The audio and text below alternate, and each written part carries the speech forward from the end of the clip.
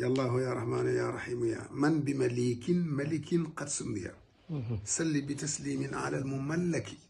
سيد كل بشر وملك يعني فهم ديك يا الله يا رحمن يا رحيم يا من بمليك ملك قد سمي يا الله يا رحمن يا رحيم يا من بمليك ملك قد سمي صل بتسليم على المملك سيد كل بشر وملك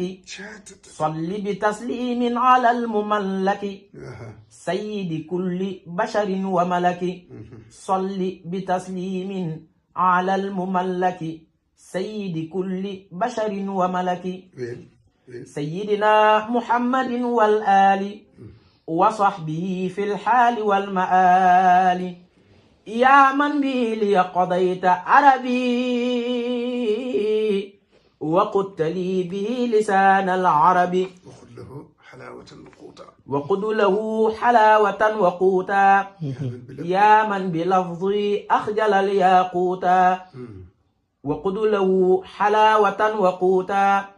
يا من بلفظي أخجل الياقوتا وبكتابتي له قد ما يزيد مسرة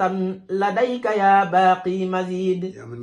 يا من مدادي جعلت كدما من معه قد شهدوا من قدما يا من مدادي جعلت كدما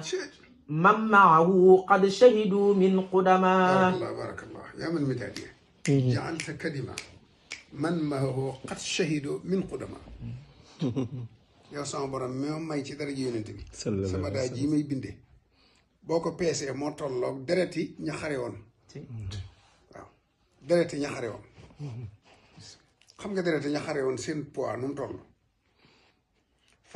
fas ya dong fas ya ñu waroon purit may génne ci gémmiñu fas wi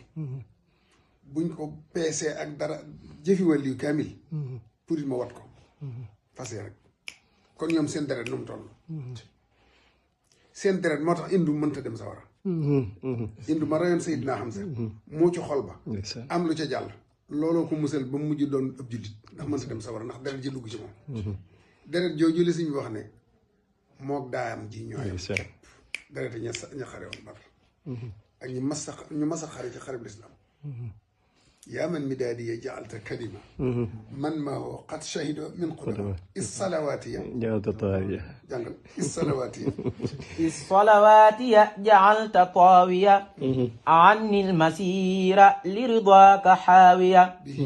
به وأخجل السيوف والرماح به وأخجلت السيوف والرماح به وأخجلت السيوف والرماح بما به مدحته